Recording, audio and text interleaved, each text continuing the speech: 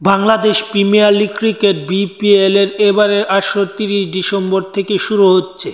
৩০ December উদ্বোধনী match হবে দুপুর ১টায়, তারপর ৩১ ডিসেম্বরও ম্যাচ আছে।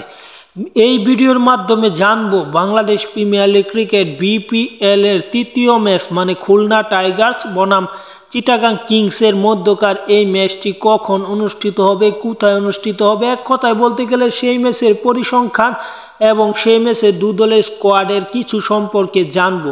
তার আগে যারা এখন পর্যন্ত চ্যানেলটি সাবস্ক্রাইব করেননি তারা অবশ্যই চ্যানেলটি সাবস্ক্রাইব করবেন, যাতে বিপিএল সহ ক্রিকেট বিশ্বের সকল আপডেটের পাশাপাশি ক্রীড়াঙ্গনের সকল আপডেট নিয়ে যেতে পারেন। তাহলে দেরি না করে আমরা সময়সূচিটা যদি দেখি, সেখানে খুলনা টাইগার্স বনাম চিটাগাং কিংসের মধ্যকার এই ম্যাচটি বিপিএল-এর ৩ নম্বর ম্যাচ। বিপিএল-এর ৩ নম্বর ম্যাচটা অনুষ্ঠিত হবে, ভেন্যু থাকবে শেরেবাংলা জাতীয় ক্রিকেট স্টেডিয়াম ঢাকা, যেটাকে মিরপুর ক্রিকেট স্টেডিয়াম বলা হয়। মিরপুরে এই ৩ নং ম্যাচটি অনুষ্ঠিত হবে ৩১শে ডিসেম্বর। ৩১শে ডিসেম্বর দুপুর ১টা ৩০ এই ম্যাচটি অনুষ্ঠিত হবে।